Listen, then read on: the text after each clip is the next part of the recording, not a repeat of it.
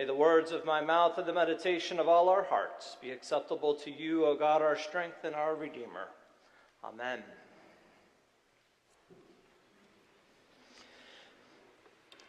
In our lessons appointed for this fifth Sunday after the Epiphany, we're left with very little room to maneuver.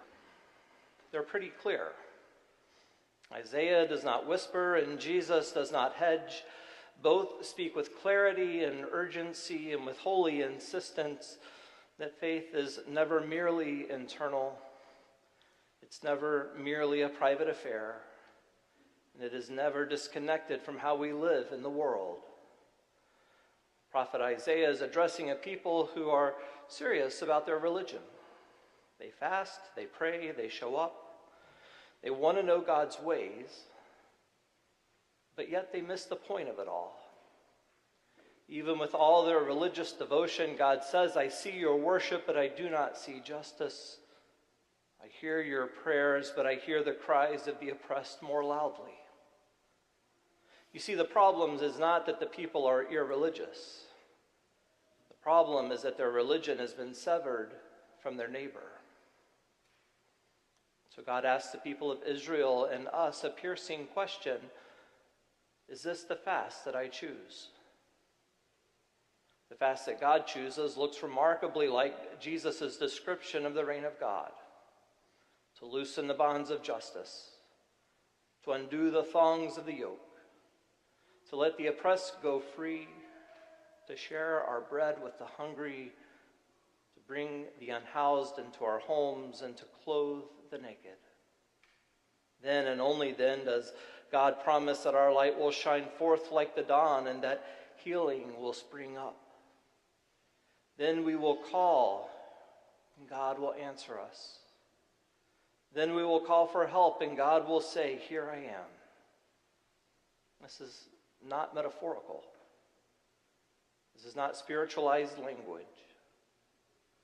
This is concrete and embodied and costly love. This is faith that leaves the beauty of the sanctuary and takes on flesh in the streets and in our homes, in public policies and budgets and in our relationships. Pay attention to what the prophet is saying. God's nearness is not a reward for correct belief alone.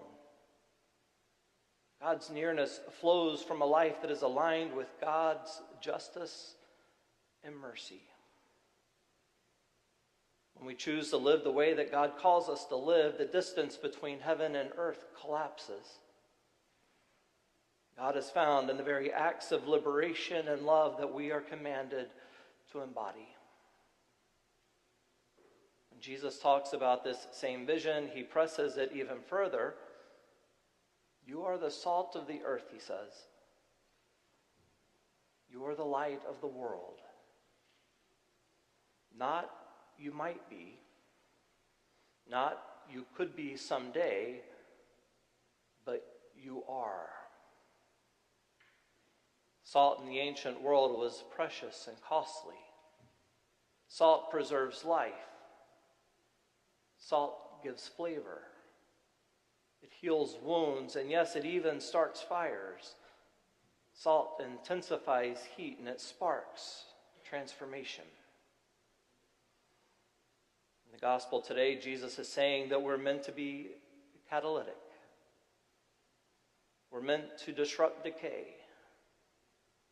We're meant to bring warmth where things have grown cold, and to ignite hope where despair has settled in. Salt that stays safely in the salt box does nothing, just as a light hidden under a basket helps no one.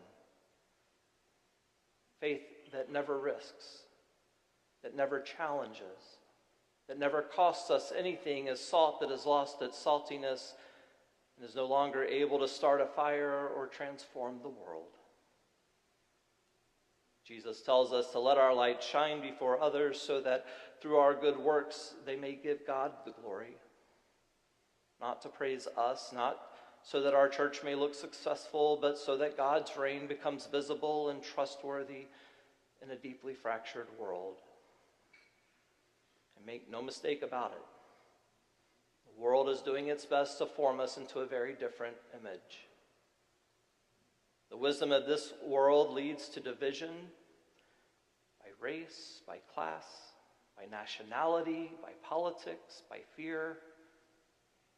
The world tells us that some lives are disposable, that scarcity is inevitable, that compassion is weakness, and that the suffering of others is not our responsibility. The world tempts us to harden our hearts, to blame the vulnerable, and to protect what we have at all costs. But Jesus calls us to a different way of living. He calls us to lives that are closer to God and to one another. He calls us into a way of life that looks foolish to the world, but is wisdom within God's realm. A way of life where greatness is measured by service, and power is expressed through love, and where holiness is inseparable from justice.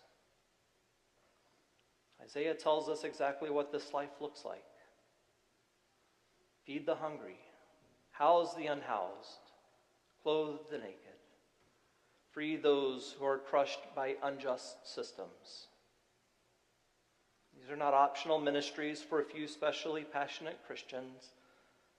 This is the fast that God chooses, and it is the worship that God recognizes. But here's the thing. We cannot do these things while we remain unchanged ourselves. To live in this way means choosing to live differently than the way the world lives. It means loosening our grip on comfort and power and control. It means speaking truth to power even when it costs us. It means standing with those the world ignores or despises. It means refusing the lie that silence is neutrality, for we know that silence is complicity, and that silence always stands on the side of power. When the people of God stand up and choose justice, God promises something extraordinary. You will be like a watered garden, Isaiah says, like a spring of water that never fails. In a dry and weary and an increasingly dangerous land, that's good news.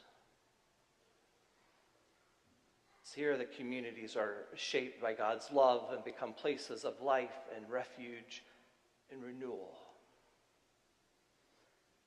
And friends, this is who Grace Church is called to be.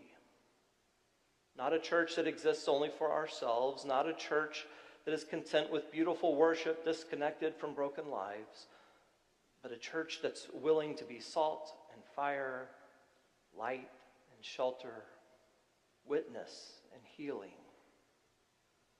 When we loosen the bonds of injustice, light breaks forth. When we share our bread, God draws near. When we refuse to hide from our neighbors' suffering, then the reign of God becomes visible right here, right now, among us. Jesus does not call us to save the world by ourselves, but he does call us to live as though God's future is already breaking in, and to align our lives with that vision. It is my prayer that we may have the courage to choose this life, that we may burn with holy fire. May our light shine not for our glory, but for the healing of the world. When we cry out, may we hear God's answer clear and unmistakable, "Here I am." Amen.